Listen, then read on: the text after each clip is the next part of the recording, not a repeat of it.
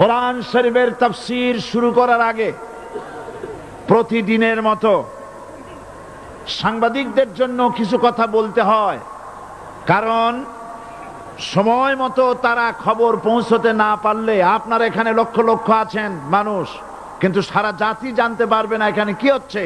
এই জন্য আমি আজকের বক্তৃতায় কি সব কথা আনবো, তাফসীরের মাধ্যমে কি সব কথা আসবে, তার একটা সামারাইজ, তার সার সংক্ষেপ, অর্থাৎ নিউজের হেডলাইন যেমন বলা হয় সেরকম কিছু কথা 2-1 মিনিটে বলেই কোরআন শরীফের তাফসীর শুরু করব। বেমাশিয়াতিল্লাহ, বিইজনিল্লাহ, বেফদলিল্লাহ। সেই কথাগুলি হচ্ছে, এই পৃথিবীতে নবী রাসূলগণের আগমন ঘটেছিল, উদ্দেশ্য ছিল এই আল্লাহর জমিনে আল্লাহর মানুষের উপরে আল্লাহর বিধান কায়েম করা। এটাই ছিল নবীদের আগমনের উদ্দেশ্য। আর শয়তানের আগমনের উদ্দেশ্য ছিল আল্লাহর বিধানের পরিবর্তে ধর্ম নিরপেক্ষ মতবাদ কায়েম করা। এজন্য পৃথিবীর কোন নবী, কোন রাসূল ধর্ম নিরপেক্ষ ছিলেন না, সবাই ছিলেন ধর্মের পক্ষে। রাসূলুল্লাহর অসংখ্য সাহাবীদের মধ্যে একজন সাহাবীও ধর্মের ব্যাপারে নিরপেক্ষ ছিলেন না। গোটা বিশ্বের সমস্ত মুহাদ্দিস, মুফাসসির এবং বড় বড় ওলামা, পীর বুজুর্গ, এমন একজন লোক পাওয়া যাবে না যিনি ধর্মনিরপেক্ষ মতবাদের অনুসারী ছিলেন। তাই ধর্মনিরপেক্ষ মতবাদের অনুসারী হওয়ার অর্থই হচ্ছে পবিত্র কোরআন হাদিসের সরাসরি অমান্য করা এবং আল্লাহ ও তার রাসূলের সাথে বিদ্রোহ ঘোষণা করার শামিল। ধর্মনিরপেক্ষ মতবাদ শয়তানের আবিষ্কৃত মতবাদ বলেই দুনিয়ার অধিকাংশ ইহুদি, খ্রিস্টান, মুশরিকরা এই মতবাদের অনুসারী।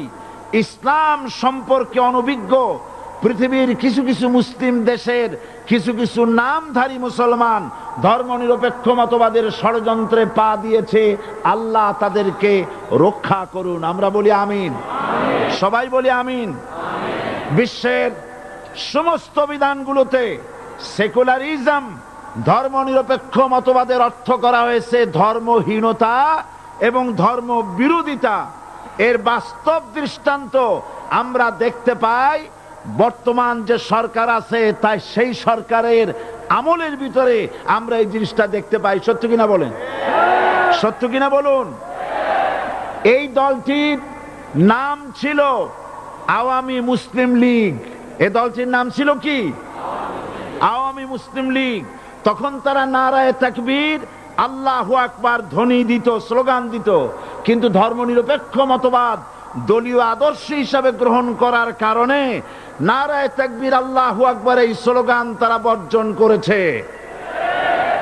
1972 সনে যখন তারা ক্ষমতায় এলেন, তখন সংবিধানের শিরোনামে মুসলিম প্রথা সিদ্ধ বিসমিল্লাহির রহমানির রহিম তারা পরিত্যাগ করেছিল। সমস্ত বিশ্ববিদ্যালয়ের মনোগ্রাম থেকে ইকরা বিসমি রব্বিকাল্লাযী খালাক, রব্বি জিদনি ইলমা, এটাকে তারা বাদ দিয়েছিল। সলিমুল্লাহ মুসলিম হল, এই নাম থেকে মুসলিম শব্দ বাদ দিয়েছিল। নজরুল ইসলাম কলেজের নাম থেকে ইসলাম শব্দ বাদ দিয়ে শুধু নজরুল কলেজ করেছিল। এগুলি অসত্য না সত্য? বর্তমান এই সরকার ধর্মনিরপেক্ষ হওয়ার কারণে ইসলাম এবং মুসলিম বিদ্বেষী, তার অসংখ্য প্রমাণ এই জাতির কাছে রয়েছে। দেশের শ্রেষ্ঠ সন্তান হচ্ছে আলেম ওলামা, পীর বুজুর্গ। বলেন সুবহানাল্লাহ। দেশের শ্রেষ্ঠ সন্তান পীর মাশায়েখ আলেম ওলামাদের বিরুদ্ধে কোন জায়গায় কোন দুর্ঘটনা ঘটলেই তাদেরকেই দায়ী করা হয়। হরকুতুল জিহাদ, লাদেন বাহিনী, তালেবান নাম করে আলেমদেরকে গ্রেফতার করে এই সরকার পুলিশ দিয়ে নির্যাতন করেছে সরকার। একথা সর্বজনবিদিত যে সন্ত্রাস এবং হত্যা ধর্ষণের 90% অনুষ্ঠিত হয় কলেজ বিশ্ববিদ্যালয় পড়ুয়াদের মধ্য থেকে। আর চরিত্র সৃষ্টির শ্রেষ্ঠ কারখানা মাদ্রাসাগুলি এই সরকার একটা একটা করে বন্ধ করার পরিকল্পনা গ্রহণ করেছে। মাদ্রাসা শিক্ষাকে সংকুচিত করে ফেলছে। শুধু তাই নয়, দেশে অসংখ্য ভালো মন্দ পত্রিকা আছে, আরো রয়েছে ফুটপাতের অসংখ্য অশ্লীল ম্যাগাজিন, পর্ণ পত্রিকা। দেশের অধিকাংশ জাতীয় দৈনিকগুলো হিন্দুস্তানের টাকায় পরিচালিত এবং এগুলি হচ্ছে ইসলামের চরম বিদ্বেষী। সরকার সেগুলিরই পৃষ্ঠপোষকতা করছে, আর্থিক সাহায্য দিচ্ছে, বিজ্ঞাপন দিচ্ছে। আর অন্যদিকে এদেশের মুসলিম জাতিসত্তার প্রতীক, স্বাধীনতা, সার্বভৌমত্ব, অখণ্ডত্বের অতন্দ্র প্রহরী, জননন্দিত 12 কোটি মুসলমানের কলিজার সাথে সম্পর্ক দৈনিক ইনকিলাব পত্রিকাকে বন্ধ করার ষড়যন্ত্র হিন্দুস্তানের গোলাম সরকার হাতে নিয়েছে।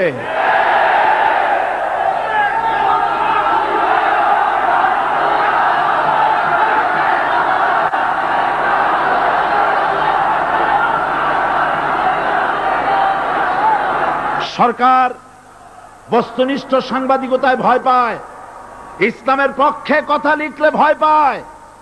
এজন্য তারা দৈনিক ইনকিলাব এবং তার পরিবারের গায়ে হাত দেওয়ার প্রস্তুতি নিয়েছে। দৈনিক ইনকিলাবের সম্পাদকের গায়ে যদি হাত দেওয়া হয়, ইনকিলাব যদি বন্ধ করে দেওয়া হয়, সারা বাংলাদেশ অচল হয়ে যাবে।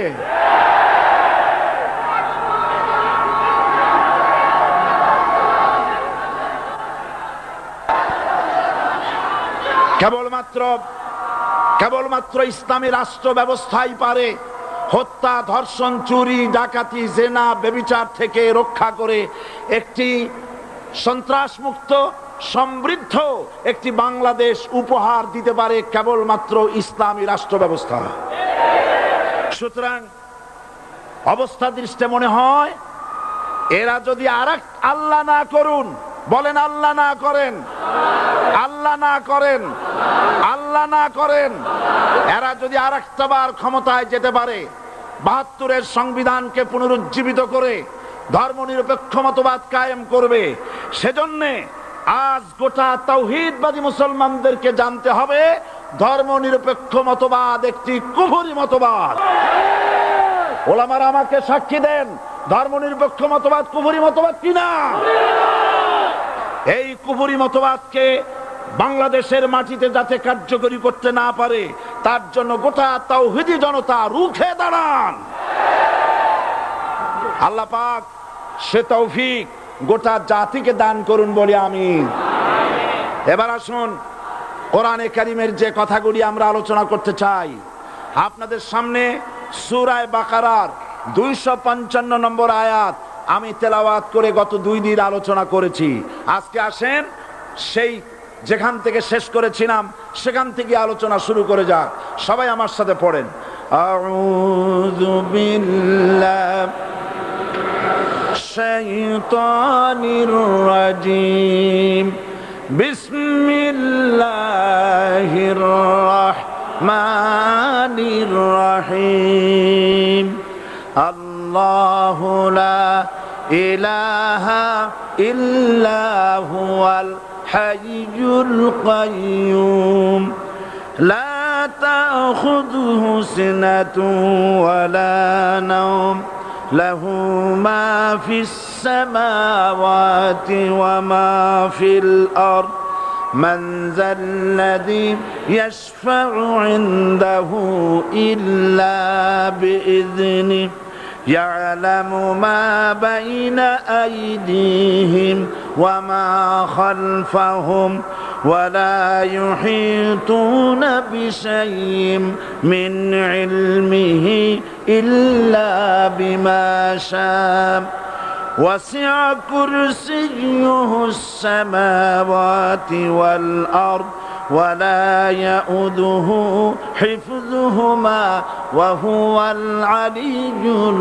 العظيم। صدق الله العظيم। আমি এই সূরার এই আয়াতের আলোচনা করতে গিয়ে আপনাদের সামনে বলেছিলাম কোরআন শরীফের সর্বশ্রেষ্ঠ আয়াত হচ্ছে হাদিস অনুযায়ী কোন আয়াত? আয়াতুল কুরসি। আল্লাহ পাকের সার্বভৌমত্বের পরিচয় এই আয়াতে কারিমার মধ্যে আল্লাহ পাক দিয়েছেন। গত 2 দিন আমরা আল্লাহ পাকের সার্বভৌমত্ব এবং তার পরিচয় সম্পর্কে আলোচনা করেছি। আজকে সামনের দিকে আমরা এগোতে থাকবো যতদূর আলোচনা করা যায়।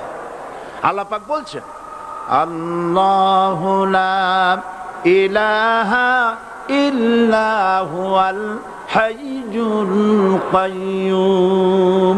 আল্লাহ হচ্ছেন তিনি যিনি ছাড়া কোনো ইলাহ নাই। লা ইলাহা ইল্লাহু, তিনি ছাড়া কোনো ইলাহ নাই, সার্বভৌমত্বের মালিক কেউ নাই। এই যে লা ইলাহা, কোনো ইলাহ নাই, আমরা কালেমার মধ্যে এই কথাটা বলি। আমাদের কালেমায়ে তাইয়্যিবা আমরা কি উচ্চারণ করি? লা ইলাহা ইল্লাল্লাহু মুহাম্মাদুর রাসূলুল্লাহ। জোরে পড়েন লা ইলাহা ইল্লাল্লাহ, লা ইলাহা ইল্লাল্লাহু মুহাম্মাদুর রাসূলুল্লাহ। লা ইলাহা, কোনো ইলাহ নাই, এই দাওয়াত দিয়েছেন দুনিয়ার সমস্ত পয়গম্বর। এটা কি শুধু রাসূলুল্লাহর দাওয়াত ছিল? সমস্ত নবীদের স্লোগান ছিল একটা। সমস্ত নবীদের স্লোগান ছিল কয়টা? সবাই বলুন, কি সেই স্লোগান? লা ইলাহা ইল্লাল্লাহ। কোরআন শরীফের ভিতরে ইলাহ শব্দ 147 বার এসেছে। লা ইলাহার অর্থ যদি এই হয় কোন উপাস্য নাই আল্লাহ ছাড়া, কোন মাবুদ নাই আল্লাহ ছাড়া, মুহাম্মদ সাল্লাল্লাহু আলাইহি ওয়াসাল্লাম আল্লাহর প্রেরিত রাসূল, তাহলে তো এত ঝঞ্ঝাট হওয়ার কথা ছিল না। আপনারা বলেন, নবীরা যখনই এই দাওয়াত দিয়েছেন লা ইলাহা ইল্লাল্লাহ, তখন সংঘর্ষ হয়েছে কিনা? হয়েছে কিনা? বাধা আসছে কিনা?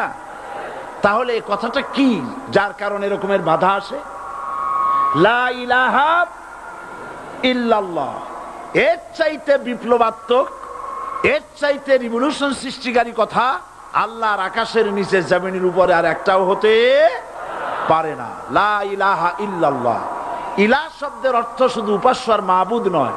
ইলাহ শব্দের অর্থ হচ্ছে আইনদাতা, ইলাহ শব্দের অর্থ হচ্ছে শাসনকর্তা, ইলাহ শব্দের অর্থ হচ্ছে বিধানদাতা। তো লা ইলাহা যখন একটি লোক ঘোষণা করে, তার অর্থ দাঁড়ায় কোনো আইনদাতা নাই, বিধানদাতা নাই, শাসনকর্তা নাই, কারো আইন মানি না, বিধান মানি না, শাসন মানি না, আল্লাহ ছাড়া। কে ছাড়া? আল্লাহ ছাড়া। এই কালেমার দাওয়াত যখন পয়গম্বরেরা দিয়েছেন, তখন 3 শ্রেণীর লোকেরা বাধা দিয়েছে। বলেন কয় শ্রেণী? সবাই বলেন।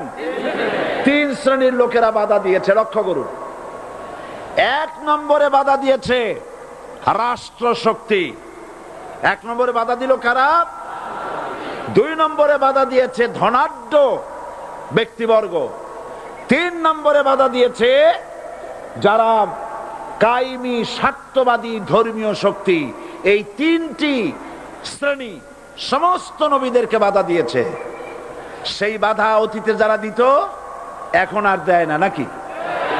এখনো দেয়? দেখুন, এই কালেমার দাওয়াত হযরতে মূসা আলাইহিস সালামকে যেদিন আল্লাহ পাক প্রথম ওহী দিলেন, এই দাওয়াত শুধু রাসূল দেন নাই, আল্লাহ পাক বলছেন প্রত্যেক নবী তার জাতিকে এই দাওয়াত দিয়েছেন। কি? আল্লাহ রাব্বুল আলামিন বলেন, সকল নবী তার কওমকেই বলে দাওয়াত দিয়েছেন, ইয়া কওমি ইবুদুল্লাহা মা লাকুম মিন ইলাহিন গায়রু। হে সম্প্রদায়, আল্লাহ ছাড়া কোনো ইলাহ নাই, তার ইবাদত করো, তারই দাসত্ব করো, তার গোলামি করো।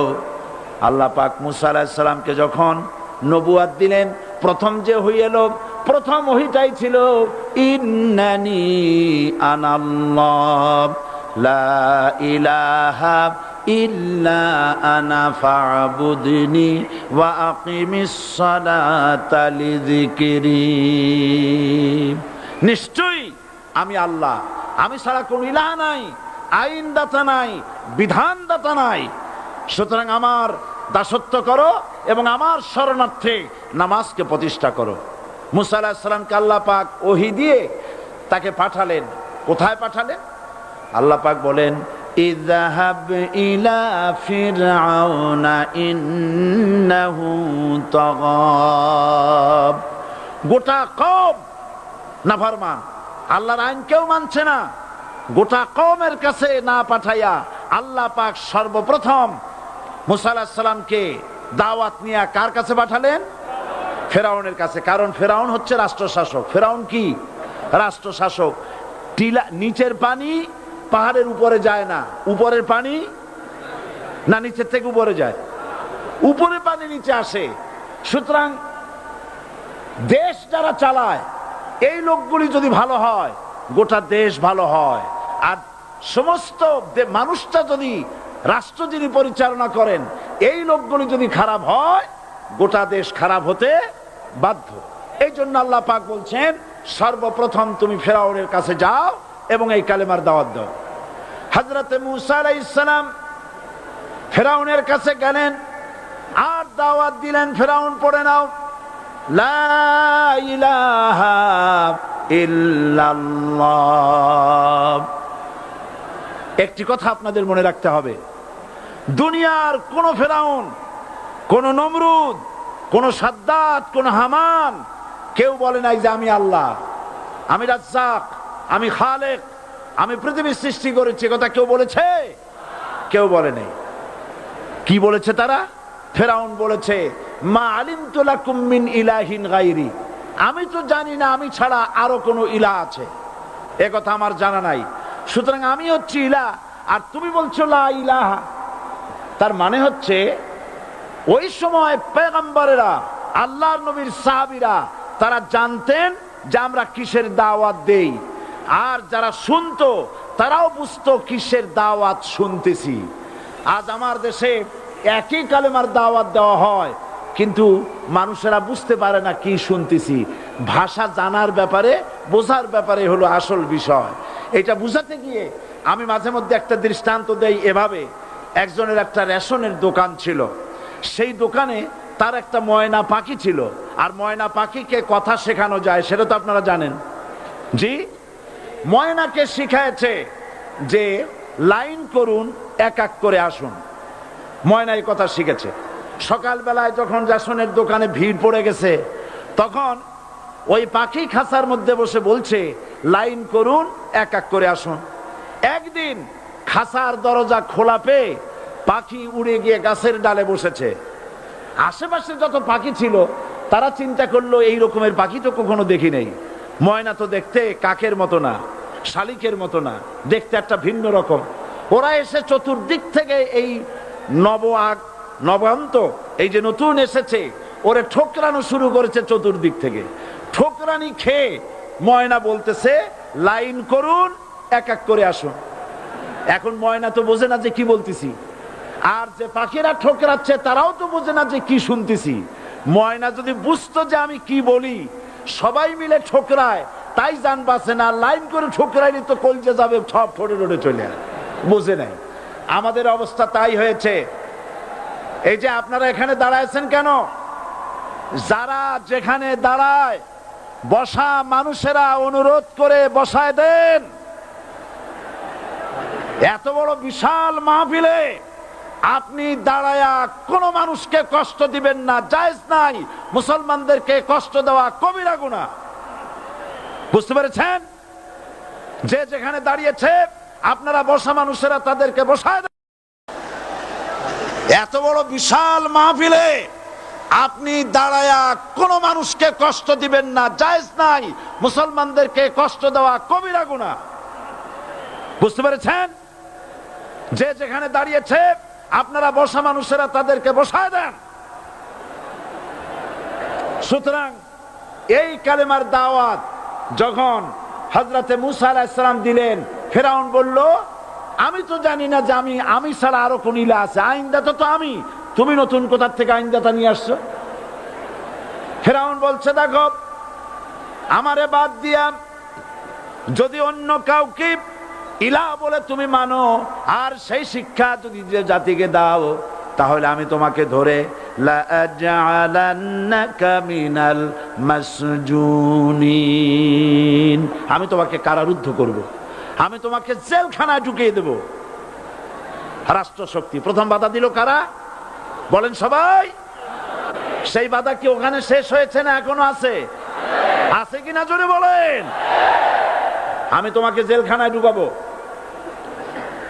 হযরতে মুসা আলাইহিস সালাম বলেন, ফেরাউন রে, জেলের ভয় আমি করি না, আমাকে জেলের ভয় দেখায়া লাভ নাই, আমি আল্লাহ পাকের পয়গম্বর হযরতে মুসা আলাইহিস সালাম। ফেরাউনের দলবল আছে, লোক লস্কর আছে, তার অস্ত্রের অভাব নাই। আল্লাহ রাব্বুল আলামিন মুসা আলাইহিস সালামের কাছে একটা অস্ত্র দিয়া দিলেন। দিছিলেন কিনা? আল্লাহ পাক হযরত মুসা কি বলেছেন, ওয়া মা তিলকা বিয়ামিনিকা ইয়া মুসা, মুসা রে তোমার হাতে ওটা কি? মুসা আলাইহিস সালাম বললেন, এটা লাঠি। আল্লাহ পাক বললেন, ফেলে দাও লাঠি। লাঠি ফালায় দিলেন, কি হয়ে গেল? হিয়া হাইয়াতুন তাসআ, লাঠি হয়ে গেল। এখন লাঠি পড়ে সাপ হয়ে গেল। সাপ দেখে নবী হোক, ওলি হোক, সাহাবী হোক আর আলেম হোক, সাপ দেখলে ভয় করে না মানুষের? মুসা আলাইহিস সালাম ভয় পেয়েছে। আল্লাহ রাব্বুল আলামিন হযরত মুসাকে শোনায় দিলেন, খুযহা ওয়া লা তাখাফ সানুঈদুহা সিরাতাহাল উলা,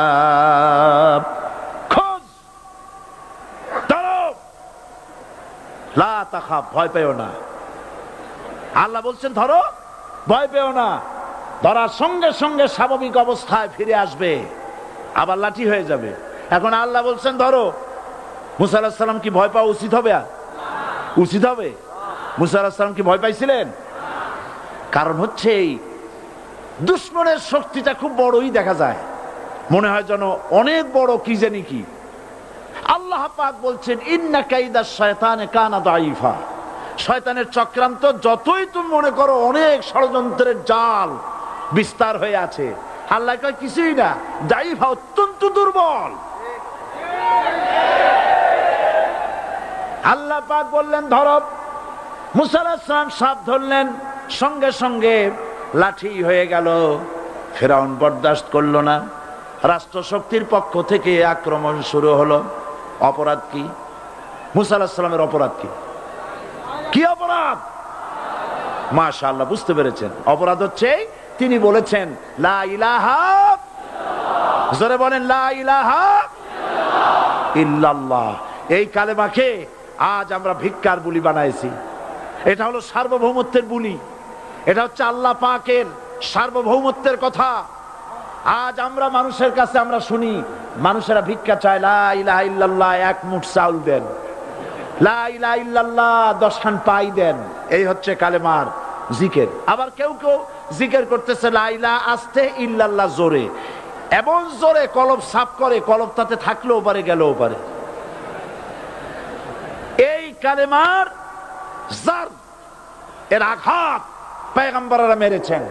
হযরতে মুসা আলাইহিস সালাম যখন বলেছেন লা ইলাহা ইল্লাল্লাহ, এই ধাক্কা ফেরাউন বরদাস্ত করতে পারে নাই। দরিয়ায় নীলের ভিতরে আল্লাহ পাক ডুবাইয়ে শেষ করে দিয়েছেন, দেন নাই? হযরতে মুসা আলাইহিস সালাম, তার উম্মতেরা দরিয়ার পাশে বসে দ্বীনি কথাবার্তা বলতেছেন। এমন সময় ফেরাউন, তার শত্রু হচ্ছে মুসা আলাইহিস সালাম। শত্রু কেন? মুসা কি ফেরাউনের পাকা ধানে মই দিয়েছে নাকি? বলেন আপনারা। তার হালের গরু পিটায় মারছে নাকি? অপরাধ হলো তিনি আল্লাহর জমিনে আল্লাহর আইন প্রতিষ্ঠার কথা বলেছেন। এই শুধুমাত্র এই অপরাধে ফেরাউন তার দলবল নিয়ে 3 দিক থেকে আক্রমণ করেছে। মুসা আলাইহিস সালামের উম্মতেরা ভয় পেয়ে গেছেন। তারা বলছেন ইন্না লামুদরাকুন। আমরা পাকড়াও হয়ে গেছি। তিন দিকে সাঁড়াশি আক্রমণ, তিন দিকে শত্রু, একদিকে দরিয়া, পালাবার রাস্তা আছে? হযরত মুসা আলাইহিস সালাম ভয় পেয়ে গেলেন, সারেন্ডার করলেন না। হযরত মুসা আলাইহিস সালাম বললেন, কাল্লা, কখনো নয়, ভয় পাওয়ার কোনো কারণ নাই। রব্বি সায়াহদিন, অবশ্যই আমার রব আমার জন্য রাস্তা করে দিবেন। ভয় পাইও না, আমার রব রাস্তা করে দিবেন। আল্লাহ রাব্বুল আলামিন হযরত মুসা আলাইহিস সালামকে অর্ডার করলেন, হাতের লাঠি দিয়া দরিয়ার উপরে আঘাত করো। হযরত মুসা আলাইহিস সালাম দরিয়ার উপর আঘাত করলেন। রাস্তা ছিল দরকার একটার, এক বাড়িতে আল্লাহর হুকুমে লাঠি দিয়ে একটি আঘাত করার সঙ্গে সঙ্গে হযরত মুসার তার সঙ্গী সাথী দরিয়া পার হওয়ার জন্য দরিয়ার মধ্য দিয়ে আল্লাহ 12টা রাস্তা পয়দা করে দিলেন। সে আল্লাহ আছে না নাই?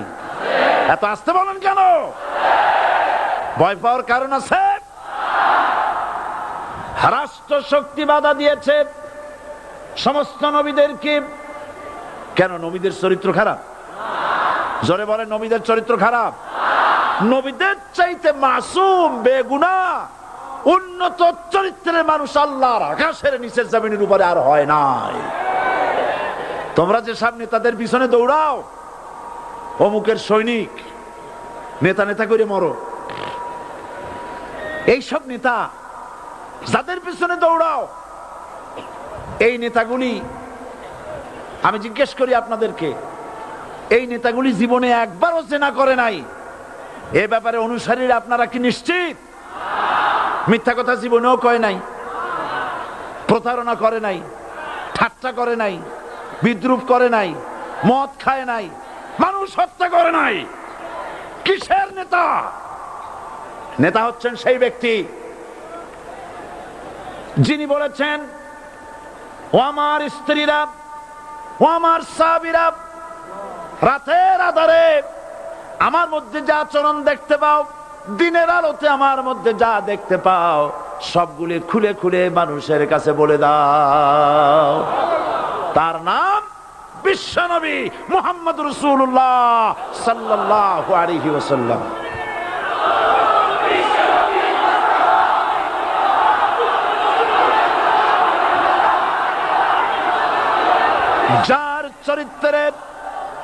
যার চরিত্রের সার্টিফিকেট আল্লাহ রাব্বুল আলামিন নিজে দিচ্ছেন, ওয়া ইন্নাকা লাআলা খুলুকিন আযীম। নবী হে, উন্নত চরিত্রের উপরে আপনি প্রতিষ্ঠিত। সুবহানাল্লাহ। কে সার্টিফিকেট দিচ্ছেন?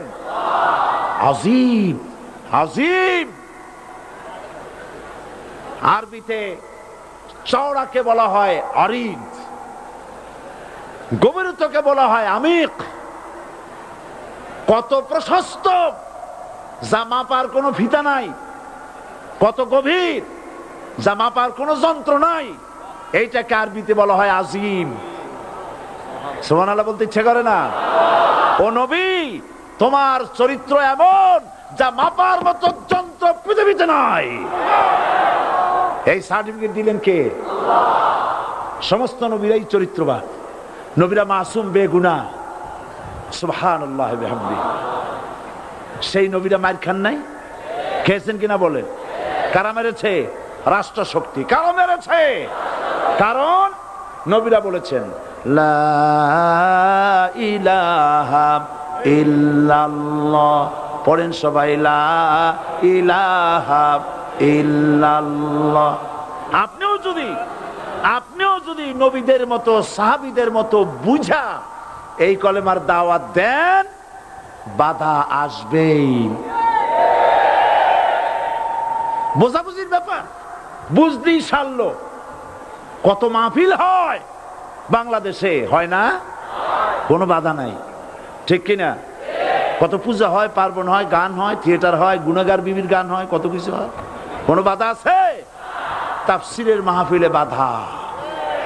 কারণ ওরা বুঝতে পেরেছে এ তাফসীরের মাহফিলে গাজীর গীত হয় না, এ তাফসীরের মাহফিলে আল্লাহর সার্বভৌমত্ব কায়েমের আন্দোলন চলে।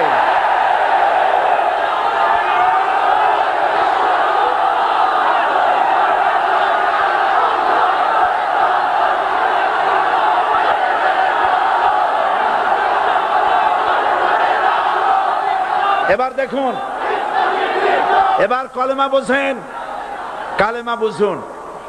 বঙ্গভবনের সামনে দাঁড়ায়া, গণভবনের সামনে দাঁড়িয়ে আপনি যদি কালেমার জিকির করতে থাকেন, লা ইলাহা ইল্লাল্লাহ, লা ইলাহা ইল্লাল্লাহ, লা ইলাহা ইল্লাল্লাহ, লা ইলাহা ইল্লাল্লাহ, 2-1 ঘন্টা, 2-4 ঘন্টা, দেখবেন অফিসাররা এসে বলবে, না জানি কোন খাজা বাবা আসছে, আসেন আসেন, নিয়ে খাইতে দেবে, হাদিয়া দেবে। যেহেতু যিনি পড়তেছেন উনি বোঝেন না কি বলতেছেন, আর যারা দাওয়াত দিয়ে নিয়ে গেল ওরা টের পায় নাই যে কি কি শুনে দাওয়াত দিতেছে। কিন্তু আপনি যদি বঙ্গভবন, গণভবন, সেক্রেটারিয়েট আর পার্লামেন্ট এর ভিতরে ঢুকে যদি বলেন, কোন মানুষের তৈরি করা আইন মানি না, কোন সরকারের সার্বভৌমত্ব স্বীকার করি না, কারো বিধান মানি না, কারো তৈরি করা আইনের সামনে মাথা নত করি না, আল্লাহ ছাড়া কারো বিধান মানি না, হাদিয়া আসবে, খাইতে দেবে, পকেটে টাকা দেবে, খাওয়াবে এক জায়গায় নিয়ে, কোন জায়গায়? লাল দালানে। বোঝাবুঝি কথা। পয়গম্বরেরা দাওয়াত দিয়েছেন আয়াতুল কুরসি ফরজ নামাজ পড়িয়া, দেখছি অনেকেই জামার বুতাম টুতাম খুলিয়া তারপরে জোরে একটা ফু দেন। অসুবিধা নাই, ফু আপনি দেন, কিন্তু কি পড়ে ফু দিচ্ছেন আপনি কি বুঝছেন কিছু? সুবহানাল্লাহ। বুঝলি কি এই চেহারা হয়? এতগুলো মানুষ লাগে নাকি বিপ্লব করতে, কালেমার রস কায়েম করতে? 313 জন মুসলমান যথেষ্ট পৃথিবীতে।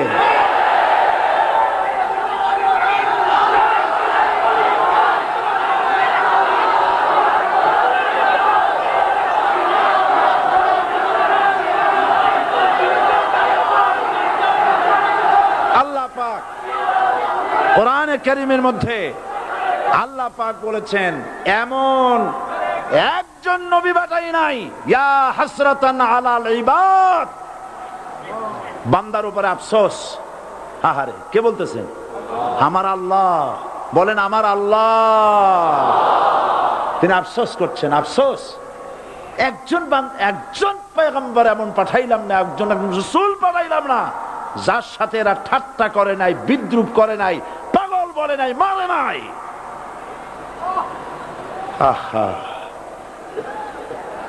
অপরাধ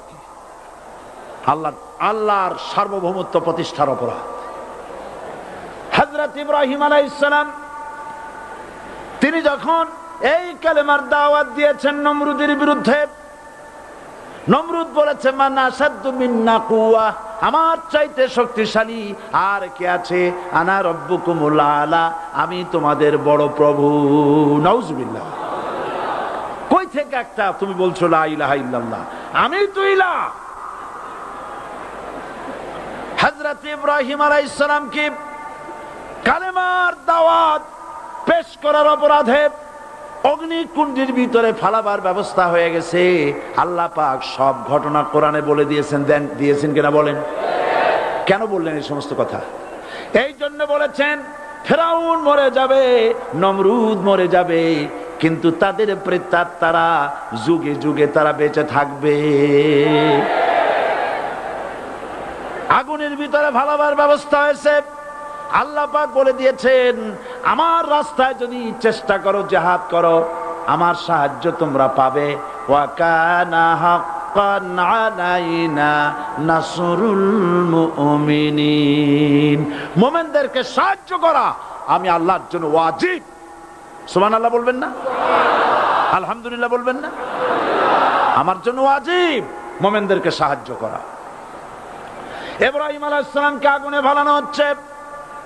হযরত জিবরাইল বলেন, ইব্রাহিম তোমাকে আগুনের ভিতরে ফেলানো হতেছে, আমার কাছে সাহায্য চাও, আমি তোমারে বাঁচায় দেব। হযরত ইব্রাহিম আলাইহিস সালাম তিনি বললেন, জিবরাইল আমার পরীক্ষা চলতেছে, আমাকে ডিস্টার্ব করো না, আমি তোমার কাছে সাহায্য কেন চাইবো?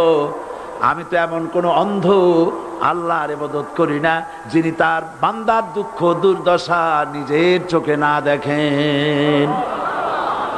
পরীক্ষা পাশ করছে না? পাশ করছেন কিনা?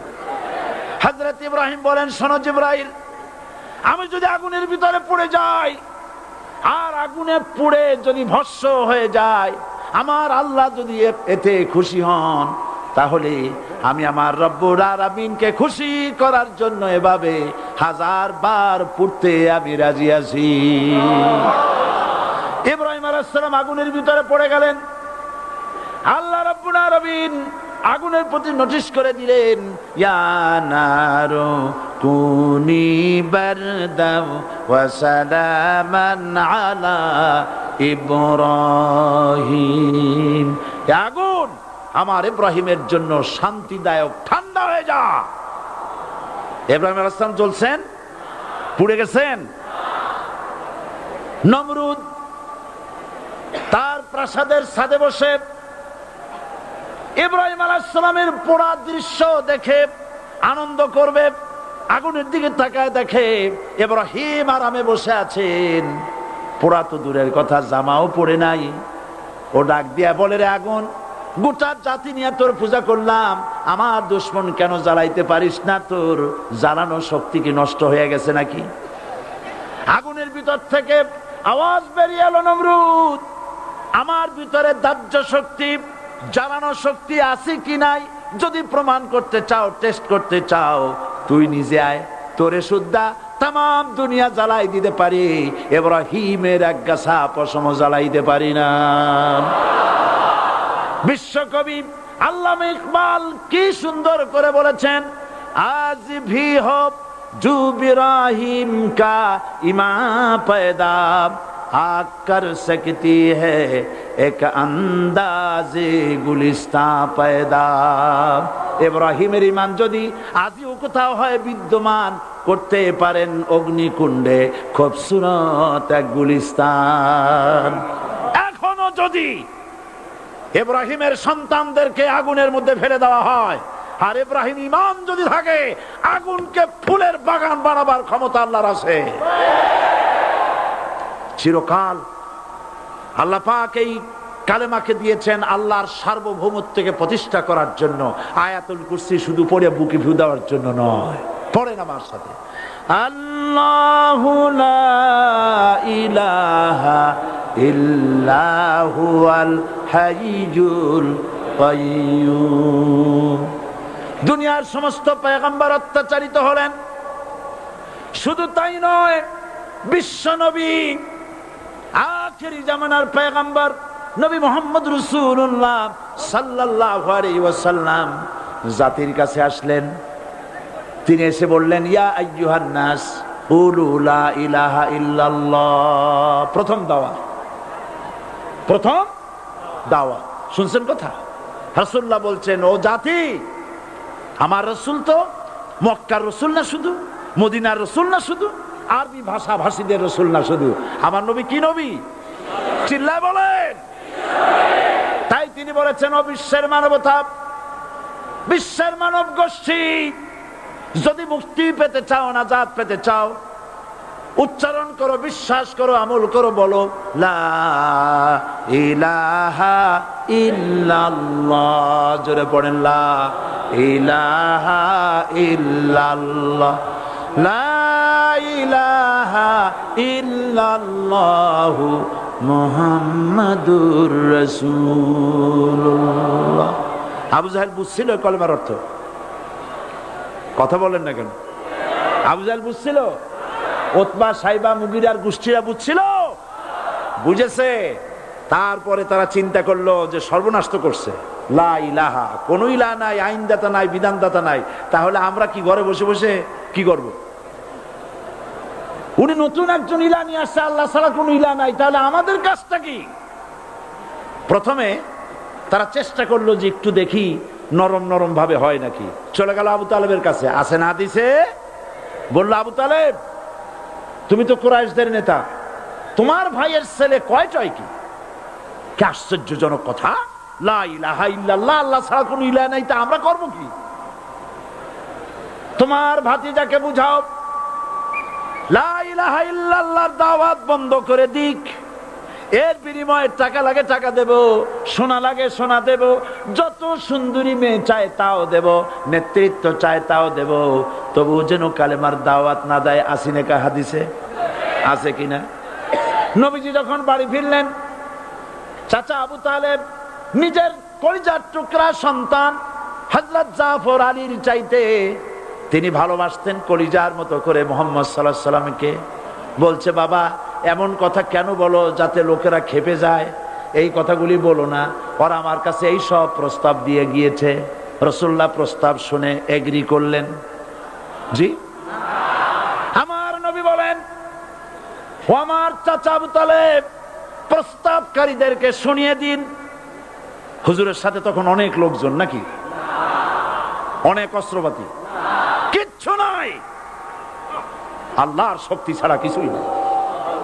আমার নবী বলেন, ও আমার চাচা আবু তালেব, প্রস্তাবকারীদেরকে শুনিয়ে দেন, যেটা দেওয়া সম্ভব সেটা তো দূরের কথা, যেটা দেওয়া সম্ভব নয় তাও যদি তারা দিতে পারে আমারে, যেমন আকাশের সূর্যটা ধরে এনে ওরা যদি আমার ডান হাতে তুলে দেয়, আকাশের পূর্ণিমার চাঁদটা ধরে যদি বাম হাতে আমার তুলে দেয়, এর বিনিময়ে এক মুহূর্তের জন্য তাওহীদের দাওয়াত আমি বন্ধ করে দেব না। সুবহানাল্লাহ।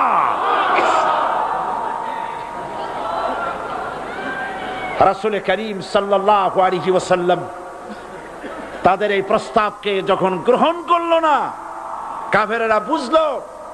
আমি আগেই বলেছি 3 শ্রেণীর লোক বাধা দিয়েছে। কয় শ্রেণী? প্রথম শ্রেণী কি? রাষ্ট্র শক্তি, তাদের হাতে অস্ত্রপাতি তো খুব শক্তি, আর যারা একবার ক্ষমতায় যায় ওরা মনে করে এই ক্ষমতা থেকে আমাদেরকে কেউ নামাইতে পারবে না। বিংশ শতকের শ্রেষ্ঠ মুজাদ্দিদ আল্লামা সৈয়দ আবুল আলা মওদুদী রাহমাতুল্লাহ আলাইহি তিনি এক জায়গায় লিখেছেন, স্বৈরাচারীরা তার পতনের সমস্ত ছিদ্র বন্ধ করে, কিন্তু একটা ছিদ্র বন্ধ করতে পারে না, মনের ভুলে সে ছিদ্রটা থেকেই যায়, যেই ছিদ্র দিয়ে আসলে তার পতনটা হবে। ক্ষমতায় গিয়ে মনে করে চিরকাল ক্ষমতায় থাকবো। ভারতের প্রধানমন্ত্রী পণ্ডিত জওয়াহরলাল নেহেরু রাঁচি পাগলাগারদে গিয়েছেন, মেন্টাল হসপিটাল। পাগলেরা নেহেরুকে দেখে আশ্চর্য হয়ে গেছে, এত সুন্দর মানুষ, মাথায় কিস্তি টুপি, গায়ে শেরওয়ানি, মুসলমানি ড্রেসই আলাদা, যদিও তিনি হিন্দু ছিলেন, পরেছেন মুসলমানি ড্রেস। শেরওয়ানি কাদের পোশাক? কাদের পোশাক? হাতে ছড়ি নিয়ে হাঁটা, স্টাইল করে, সুন্দর পাজামা, সুন্দর টুপি, সুন্দর সাজসজ্জা করে মুসলমানদের ড্রেস। এই ড্রেস পরে তিনি গিয়েছেন, সব সময় যে ড্রেস তিনি পরতেন। পাগলেরা জিজ্ঞেস করছে, তুমি কে গো? উনি বলছেন, আমারে চেনো নাই? আমি ভারতের প্রধানমন্ত্রী পণ্ডিত জওয়াহরলাল নেহেরু। পাগলেরা বলছে, ও সেই কথা। আমরাও যখন এই হসপিটালে আসছিলাম এই তোমার মতো লম্বা লম্বা কথা আমরাও বলছি, থাকো আমাদের সাথে কিছুদিন, তোমার মাথাও ঠান্ডা হয়ে যাবে। ক্ষমতায় যারা থাকে, ক্ষমতার মোহে চতুর্দিকে অন্ধকার দেখে, মনে করে আমার পতন আর হবে না। কিন্তু তোমাকে বুঝিবে যে গোকুলে বাড়ি শেষে।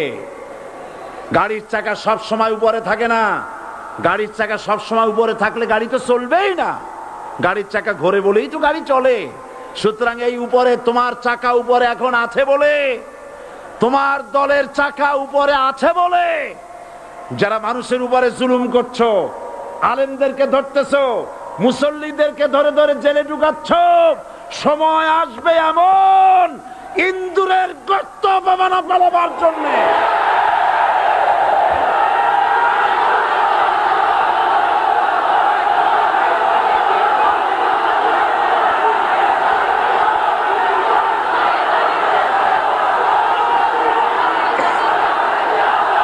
আবু জাহেলের গোষ্ঠী,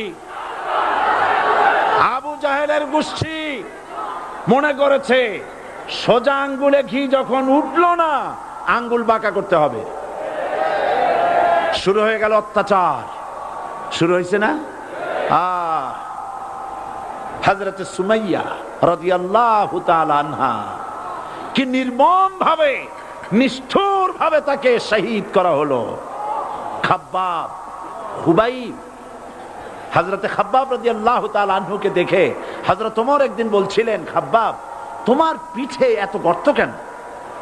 এত গর্তওয়ালা পিঠ আর এত চিকুন কোমর আমি তো জীবনেও দেখিনি। হযরতে খাব্বাব বলেছেন, ওমর জানো না, ইসলাম কবুল করার অপরাধে, কালেমা পড়ার অপরাধে কাফির বেঈমানেরা আমাকে মারধর করেছে। যখন আমি তাদের মারে কালেমা ছাড়ি নাই, তখন আগুন জ্বালায়া আগুনের আংটার উপরে, আংটা আগুনের উপরে আমাকে চিৎ করে শোয়ায়া আমি যেন নড়াচড়া করতে না পারি, সেজন্য আমার বুকের উপরে পাথর চাপা দিয়া রেখেছে। আগুনে গোশত পুড়ে পুড়ে আগুন ভিতরে ঢুকেছে, গায়ের রক্ত আর চর্বি গলে গলে পড়ে আগুনগুলো নিভেছে। ওই পিঠে যে গর্ত হয়েছে আজও পর্যন্ত সেই গর্ত মিটে যায় নাই। হযরত খাব্বাব রাদিয়াল্লাহু তাআলা আনহু বলছেন, বুখারী শরীফে হাদিসে ভাবে এসেছে, ওয়ান খাব্বাব বিন আরিত রাদিয়াল্লাহু তাআলা আনহু আন্নাহু ক্বাল শাকাউনা ইলা রাসূলিল্লাহি সাল্লাল্লাহু আলাইহি ওয়াসাল্লাম ওয়া হুয়া মুতাওয়াসসাদুন বুরদাতুন লাহু ফি জিল্লিল কাবা। আমি গেলাম রাসূলুল্লাহর কাছে, যে দেখি হুজুর বাইতুল্লাহ শরীফের ছায়ায় আরাম ফরমাচ্ছেন। আমি কাছে গিয়ে বললাম, আলা তাস্তানসিরু লানা আলা তাদউ লানা ইয়া রাসূলুল্লাহ, হে রাসূল আপনি কি আমাদের জন্য দোয়া করবেন না?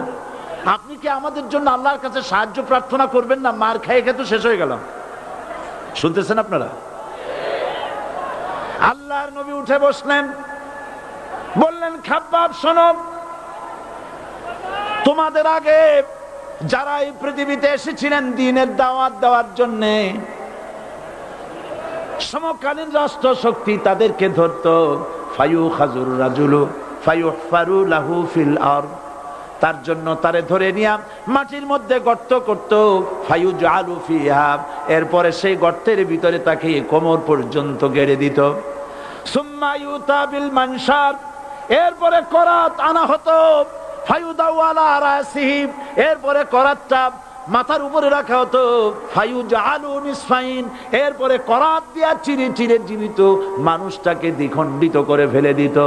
মা ইয়াসুদ্দুহু যালিকা আন দীনি, এত কষ্ট দেওয়ার পরেও, এত জুলুম করার পরেও দ্বীনের দায়ীদেরকে এক চুল পরিমাণ আল্লাহর রাস্তা থেকে তারা সরাই দিতে পারে নাই। ওয়াল্লাহি, ও খাব্বাব, আমি আমার আল্লাহর নামে কসম করি। মুসলমান কে কসম করতেছে? আল্লাহ রাসূল। আমি আমার আল্লাহর নামে কসম করি, ওয়াল্লাহি লা ইউতাম্মান্নাল্লাহু হাযাল আমর হাত্তা ইয়াসির রাকিবু মিন সানা ইলা হাযরামাউত।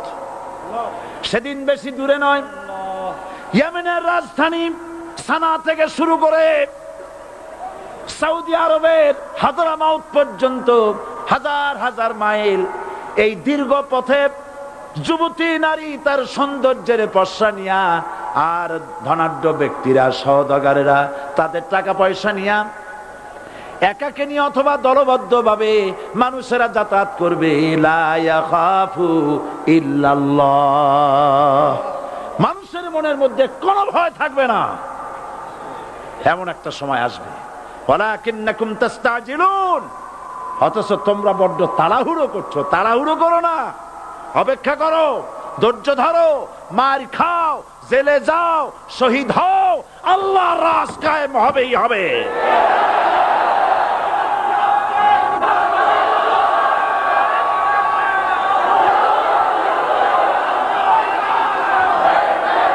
বিল্ডিং থেকে শিক্ষা গ্রহণ করুন।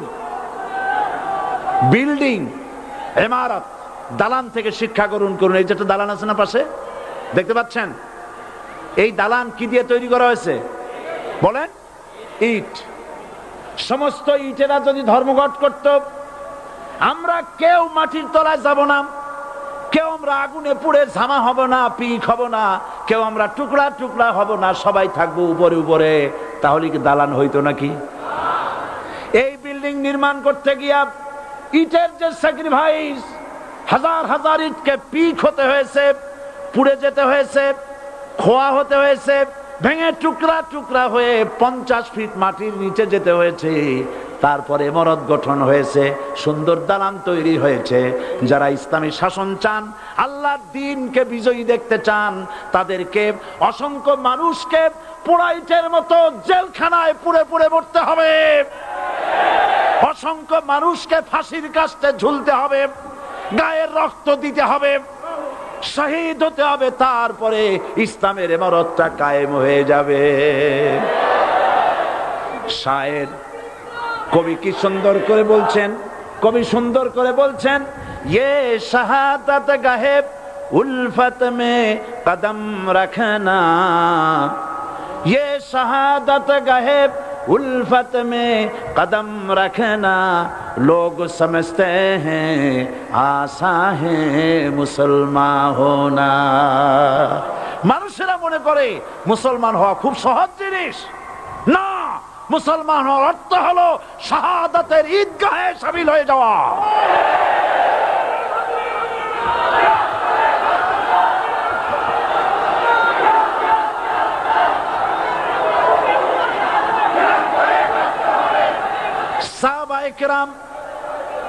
সাহাবায়ে কেরাম মার খেলেন, এবার স্বয়ং আল্লাহর নবীর গায়ে হাত তুলল। আবু জাহেল এসে হুজুরকে মারলেন, গলায় চাদর দিয়া এমন জোরে টান মেরেছে, রাসূলুল্লাহ পড়ে গিয়েছেন। হাদিসে এসেছে হুজুরের চোখ মোবারক ঠিকরে পড়ে যেতেছে, চেহারা মোবারক লাল হয়ে গিয়েছে, জমিনের উপরে আছাড় মেরে ফেলেছে। রাসূলের এই অবস্থা দেখে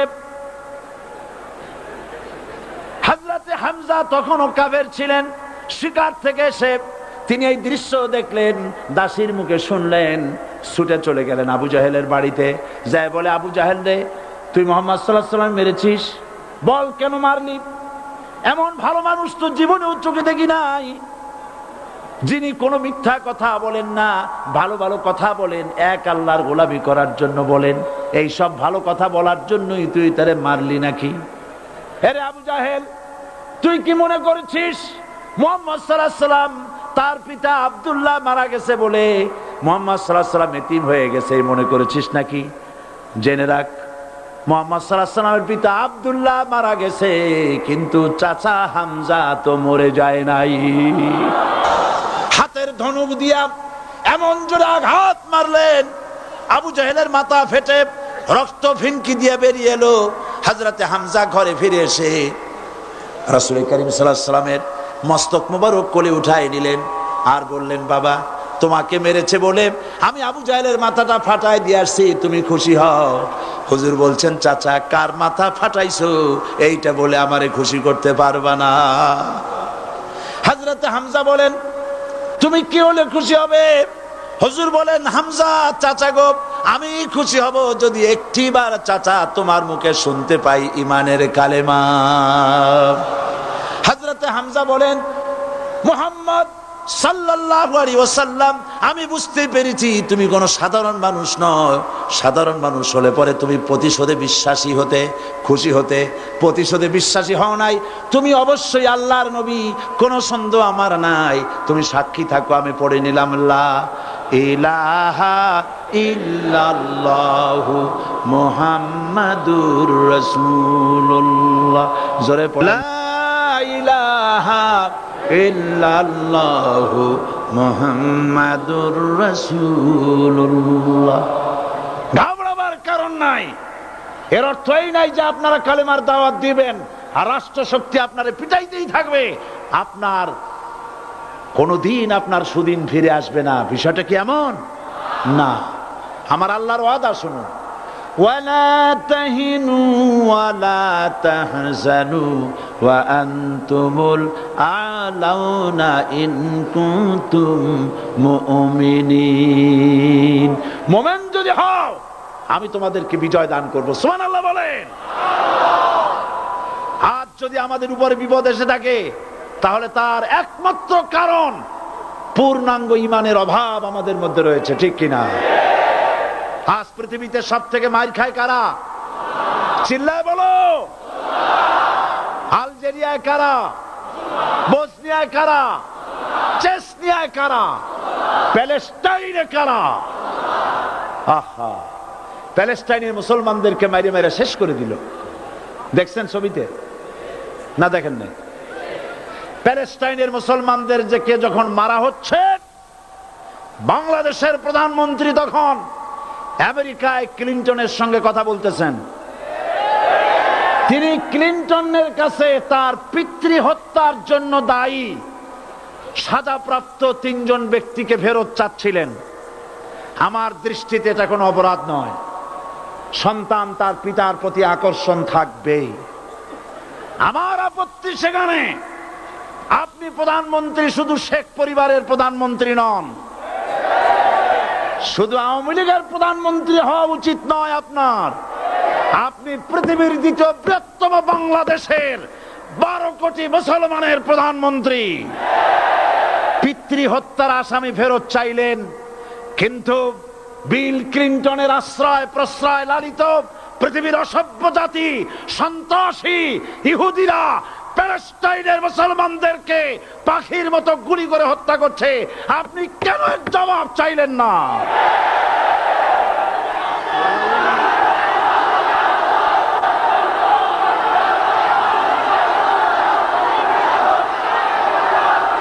জবাব জবাব আপনি চাইতে পারবেন না, কারণ মুনাফিকদের সাহস হয় না, সাহস হয় মুমিন ব্যক্তি। বিল ক্লিনটনকে বলা দরকার ছিল, এই ইসরায়েলকে তোমরাই বসিয়েছো, মধ্যপ্রাচ্যের বিষ ফোড়ায় পরিণত করেছো তোমরা। তবে হ্যাঁ, যুরিবাত আলাইহিমুজ যিল্লাতু ওয়াল মাসকানা ওয়া বাউ বিগাদাবিন মিনাল্লাহ। আল্লাহর গজব আসবে, ইহুদিরা পৃথিবী থেকে নিশ্চিহ্ন হবেই হবে ইনশাআল্লাহ। দেখেছেন তাকায়া প্যালেস্টাইনে ইসরায়েলিরা হেলিকপ্টার, গানশিপ, কামান, বোমা নিক্ষেপ করছে, আর প্যালেস্টাইনের শিশু কিশোর যুবকেরা ইহুদিদের নিক্ষিপ্ত বোমা আর কামানের মোকাবেলা করতেছে পাথর দিয়ে। আমি আমার অন্তরের অন্তঃস্থল থেকে ধন্যবাদ জানাই, মোবারকবাদ জানাই খালিদ বিন ওলীদের উত্তরসূরি, খাব্বাব খোবাইবের উত্তরসূরি প্যালেস্টাইনের ওই সব যুবকদেরকে যারা কাফের বেঈমান ইহুদিদের মোকাবেলা করতেছে ইট আর পাথর দিয়ে। আর আমি আমার অন্তরের অন্তঃস্থলের সমস্ত ঘৃণা দিয়ে আমি ধিক্কার জানাই পৃথিবীর মুসলিম শাসকদেরকে, যারা মুসলমানদের মার দেখে চুপ করে যারা বসে আছে।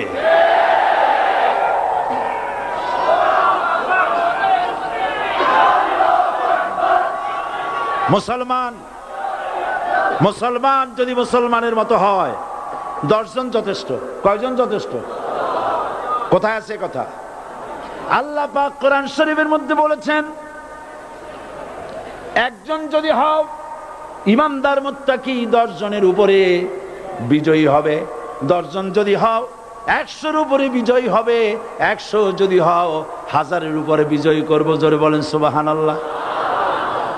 কবি বলতেছেন, ফিজায়ে বদরে পয়দা কুন ফেরেশতে তেরি নুসরত কো উতার সকতে গর্দু সে কতর অন্দর কতর আবি। বদরের মুসলমানদের মতো ঈমান আনো, তাহলে আকাশ থেকে কাতারে কাতারে ফেরেশতা নাজিল করে দিয়ে আল্লাহ পাক তোমাদেরকে সাহায্য করবেন। সুবহানাল্লাহ। সে আল্লাহ আছে না নাই? জোরে বলেন, আছে না নাই?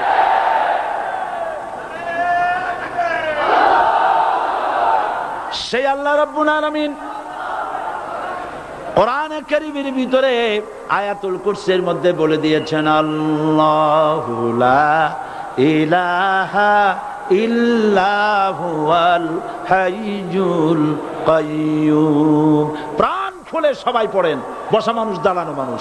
আল্লাহু লা ইলাহা ইল্লাহু আল হাইয়ুল কাইয়্যুম। আল্লাহ রাব্বুল আলামিন, তিনি ছাড়া কোনো ইলাহ নাই, তিনি সার্বভৌমত্বের মালিক, কেউ নাই আল্লাহ ছাড়া। এই কথা মানুষকে ঘোষণা করতে হবে। বাধা, এই কথা বললেই বাধা দেবে কয় শ্রেণীর লোক? 3 শ্রেণী। প্রথম শ্রেণী হচ্ছে কে? রাষ্ট্রশক্তি। আজও তারা বাধা দিচ্ছে। আল্লাহর আইন দিয়ে দেশ চালাও, তারা তাদের মন মর্জি মোতাবেক আইন দিয়ে দেশ চালাবে। আল্লাহ পাক বলছেন আলা আলাহুল খালকু ওয়াল আমরু, সৃষ্টি যার, আইন চলবে তার। কারো বাবার আইন চলতে পারে না, নিজেদের তৈরি করা আইন চলবে না। ইনিল হুকমু ইল্লা লিল্লাহ, একমাত্র আইন চলবে কার? এই আইন রাসূল করিম সাল্লাল্লাহু আলাইহি ওয়াসাল্লাম মদিনায় কোরআন দিয়ে প্রতিষ্ঠিত করেছিলেন। আল্লাহর বিধান, আল্লাহর সার্বভৌমত্ব কায়েম করেছিলেন। কোরআন সংবিধান হলো, চুরি বন্ধ হলো, ডাকাতি বন্ধ হলো, জেনা বন্ধ হলো, হত্যা বন্ধ হলো, ধর্ষণ বন্ধ হলো, সব কিছু বন্ধ হয়ে গিয়ে মুসলমানেরা শান্তি লাভ করলো, পৃথিবীর মানুষ শান্তি লাভ করলো। সুবহানাল্লাহ বিহামদিহি। আজ মুসলমানেরা শত্রু চেনে না, বন্ধু চেনে না। বন্ধুকে বানায়েছে শত্রু, শত্রুকে বানায়েছে বন্ধু। কে বন্ধু কে শত্রু চিনাই দিবেন কে? আল্লাহ। বলেন কে দিবেন? আল্লাহ রাব্বুল আলামিন কোরআনে কারীমের মধ্যে পরিষ্কার করে বলেছেন, লাতাজিদান্না আশাদ্দান নাসি আদাওয়াতান লিল্লাযীনা আমানুল ইয়াহুদা ওয়াল্লাযীনা আশরাকু। আল্লাহ পাক বলছেন, হে রাসূল, মানুষের ভিতরে 2টা শ্রেণী মুমিনদের জন্য সবথেকে জঘন্য দুশমন। কয়টা শ্রেণী? 2টা। একটা হলো ইহুদ, আর একটা হলো মুশরিক। একটা হলো ইহুদি, আর একটা হলো মুশরিক। এটা হলো তোমাদের দুশমন। আর আজ আমাদের দেশে, পৃথিবীর বিভিন্ন দেশে মুসলমানেরা মুশরিকদের সঙ্গে সম্প্রীতি বাড়াচ্ছে, মুসলমানদের সাথে শত্রুতা বাড়াচ্ছে। আজ আমার দেশে পূজা পার্বণে বাধা নাই। পূজা পার্বণে বাধা আছে? পূজা পার্বণে বাধা নাই। বাধা কোথায়? কোরআন শরীফের তাফসীর মাহফিলে। কোরআনের তাফসীরের মাহফিলে বাধা দেওয়া হচ্ছে। গান বাজনায় 144 ধারা নাই, কিন্তু কোরআন শরীফের মাহফিলে 144 ধারা দেওয়া হচ্ছে। যারা দিচ্ছে তারা আবার ওমরাও করে, হজও করে। ওরা আমাদের বলে আমরা নাকি ধর্মের নামে রাজনীতি করি। বলে না? আমরা নাকি ধর্মের নামে রাজনীতি করি। আমি বলি, ধর্মের নামে আমরা রাজনীতি করি না, আমরা ধর্মীয় রাজনীতি করি। কথাটা বুঝে আসছে কিনা? ধর্মের নামে রাজনীতি তো সেই ব্যক্তি করে 1996 সনের নির্বাচনের আগে যিনি মাথায় পট্টি বেঁধেছিলেন, যিনি শপথ গ্রহণের সময় হাতে তসবিহ পড়েছিলেন, ধর্মের নামে রাজনীতি তিনি করেছেন। আজ অনেকগুলি ডিগ্রি পেয়েছেন তিনি, অনেকগুলি ডিগ্রি পেয়েছেন। কয়টা? মুখস্থ হয়ে গেছে আপনাদের। শকুনেরা, শকুন যদি গরুর গোশত কিনে খাওয়া লাগতো, 80 টাকা কেজি দরে শকুনে এত গোশত কিনা খাইতে পারতো না। লেখাপড়া করে যদি ডিগ্রি নেওয়া লাগতো, এত ডিগ্রি কপালে জুটতো না। পয়সা দিয়া ম্যানেজ করা ডিগ্রি, কিন্তু 9টা নিলে কি হবে? আসল ডিগ্রিটা এখনো বাকি আছে। আসল ডিগ্রি কোনটা? নির্বাচনের আগে পট্টি বেঁধে তসবিহ নিয়ে গোটা জাতিকে যে সফলভাবে প্রতারণা করতে আপনি পেরেছিলেন, মহা প্রতারক হিসেবে সেই ডিগ্রি আগামী নির্বাচনের মোক্ষম সময় জনগণ আপনার গলায় পরায় দেবে।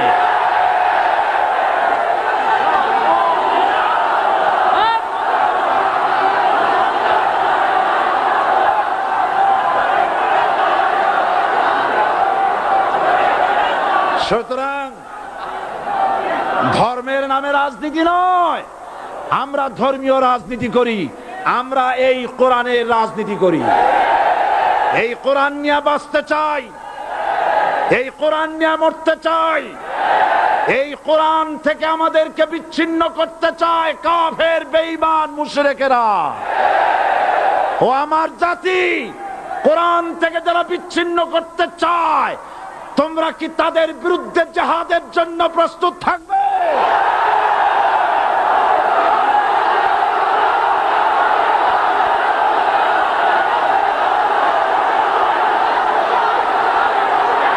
বসেন, বসেন, বসেন,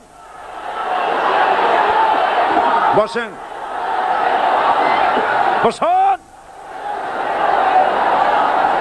আমি বুঝতে পেরেছি বিষয়টা কি। আসরের পরের থেকে বসা তো, সুযোগ পাইয়া খাড়া হইয়া কোমর সোজা করলেন। বসেন, সবাই বসেন, কোমর সোজা হয়ে গেছে, বসেন। এত বড় মাহফিল, জীবনে আর একটা পাবো নিশ্চয়তা আছে কি? জোরে বলেন, আছে? আজ আমাকে কথা বলতেই হবে ইনশাআল্লাহ, কারণ আগামীতে আবার আপনাদের সাথে দেখা হবে কিনা আমি জানি না। কথা বলতেই হবে। বসেন, কেউ দাঁড়িয়ে থাকবেন না। আমি দেখতে পাচ্ছি বাংলাদেশের ভাগ্য আকাশে উত্তর গগনে কালো মেঘ জমা হয়েছে, ঝড়ের পূর্বাভাস লক্ষ্য করছি। যদি মোকাবেলা করতে না পারেন সক্ষম ভাবে, এমন অন্ধকার গাঢ় কালো অমাবস্যার রাত আসতে পারে যার সুবে সাদেক হওয়া অসম্ভব। সুতরাং আপনারা কি কাপুরুষের মতো কাফের মুশরিকদের গোলামি করে মরতে চান? বিড়ালের মতো 500 বছর বেঁচে থাকার কোনো লাভ নাই। সিংহের মতো 1 ঘন্টা বাঁচতে চাই। আমাদেরকে বলা হয় সাম্প্রদায়িক উস্কানিমূলক কথা নাকি আমি বলি। পত্রপত্রিকা দিছে না তারা? সাম্প্রদায়িক উস্কানি কথা, সাম্প্রদায়িক উস্কানিমূলক কথা বলি। সেই জন্যই বোধহয় শত শত মুসলিম আমাদের কাছে এসে মুসলমান হয়। মানুষে আর বোকা বানানো যাবে না। যাবে কি? আর বোকা বানানো যাবে? তারপর বলছে কি, এরপরে বলছে আমাকে বলছে রাজাকার। শুনে রাখো চট্টগ্রামের লক্ষ লক্ষ জনতা, পার্লামেন্টে যখন আমাকে এই কথা বলা হয়েছিল, আমার পার্লামেন্টের কলিগ জাফরুল্লাহ চৌধুরী সাহেব বসে আছেন এখানে, হ্যাঁ, জাফরুল ইসলাম চৌধুরী বসে আছেন পাশে, প্রধানমন্ত্রী সুদ্ধা, অন্তত 3 শতাধিক পার্লামেন্টের সম্মানিত সদস্যরা সেদিন বসা।